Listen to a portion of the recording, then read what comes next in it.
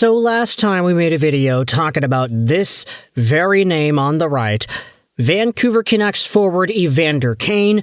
We had spoken about his commentary on becoming a Vancouver Canuck, as well as what it means to be in Vancouver, especially after his stint with the Edmonton Oilers, in which he faced off against Vancouver in the playoffs last year, and he even said that the Canucks were really, really strong in last year's playoffs, and it was very emotional for everybody involved.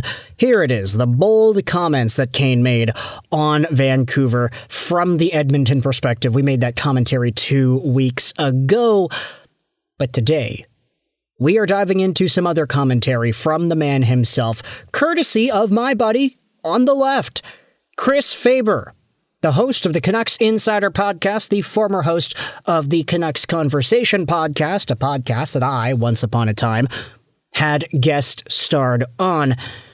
Chris has done some very fantastic work, and I am so proud of him as a guy who met him in real life at BCIT, who had been on his show beforehand, to have seen him come up and become a Vancouver Canucks employee. But this is the latest edition of the Canucks Insider Podcast. It'll be in the article, which is also going to be linked in the description. It's on the Canucks YouTube channel, and I get it. You can say, Lego, why do we have to listen to your ugly mug going out there and talking about Evander Kane's comments when we can just watch the podcast and listen to Evander Kane making those comments?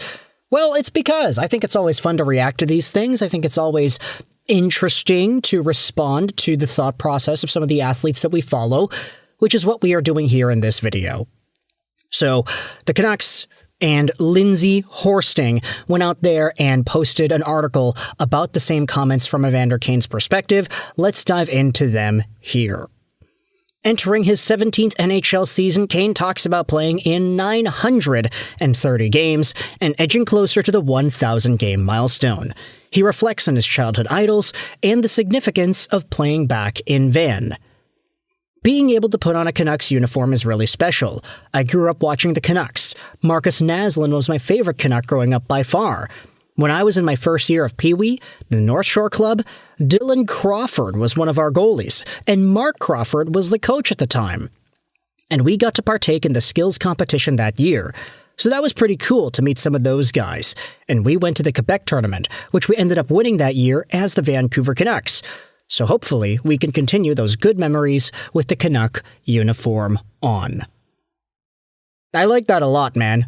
Pee-wee teams using the names of NHL teams, not because there's any copyright infringement going on. These teams are not selling merch as the Vancouver Canucks, after all.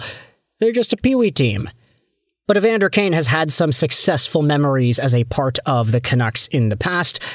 He then spoke about being drafted to Atlanta, his first exhibition game against Paul Kariya, experiences of playing in Canadian-American markets as well. The father of four reflects on the sacrifices his parents made for him to get to where he is now, and he shares the impact of his father's influence on his career. My dad was a big part of that journey. Without him, I wouldn't be here today as an NHL player. I'm very fortunate to have somebody like him work with me from such a young age, all the way to until even now. Kane learned a lot from playing with Connor McDavid and has playoff experience in 6 of the last 8 years. He looks forward to the opportunity to play with Quinn Hughes and the Canucks' potential for success as well. Obviously, playing against him, he is an incredibly gifted skater, great edge work, really dynamic. Not only is Quinn a defenseman, but he can really help attack in the offense, off the rush, and also in the zone. Just a hard guy to handle.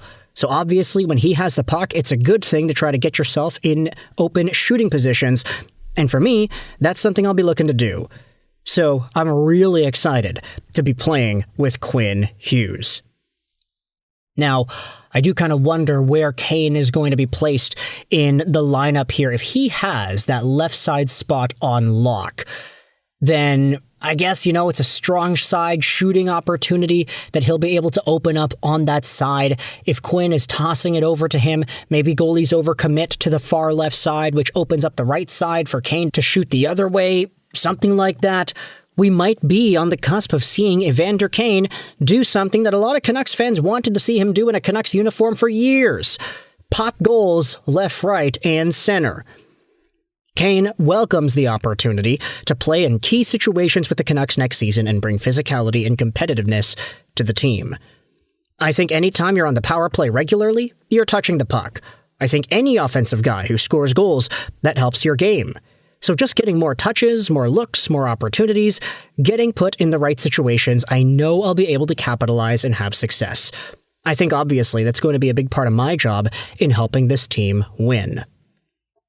Now, yeah, hopefully he's able to exhibit that. I mean, he is getting older, but still, Evander Kane has had a goal-scoring touch the past little while. He played against Adam Foote as a youngster in the league. Oh man, we spoke about how Evander Kane's old. Yeah, he's that old. He played against Adam Foote. And he has a lot of respect for the Canucks bench boss. Kane highlights the benefits of having a coach with extensive NHL playoff experience and success. We got an opportunity to chat a couple of weeks ago and meet in person. He seems like a real charismatic guy, really easy to talk to. He's a guy that obviously understands the league incredibly well, has a great perspective, and as a successful player, so I think as a coach he can really relate to guys in the room. And from everything I've heard about him, and from the short time I've spent with him, I'm really excited to work with him, and it's a really nice change for me, Kane said. So that is some interesting info and some good insight as to how it is Evander Kane is thinking about his arrival in Vancouver.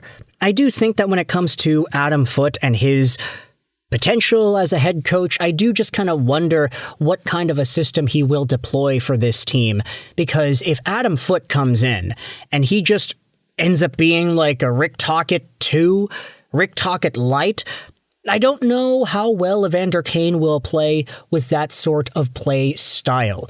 Not because I don't think he can be physical. I think he very well can be. I think he has some pace to his game, and I do think that there is some bite. But if he's told, hey, go out there, forecheck hard, really punish these guys, put them into the boards, I do kind of wonder if Evander Kane, of all people, will be on the losing end of that because it'll just end up in him taking more penalties than often.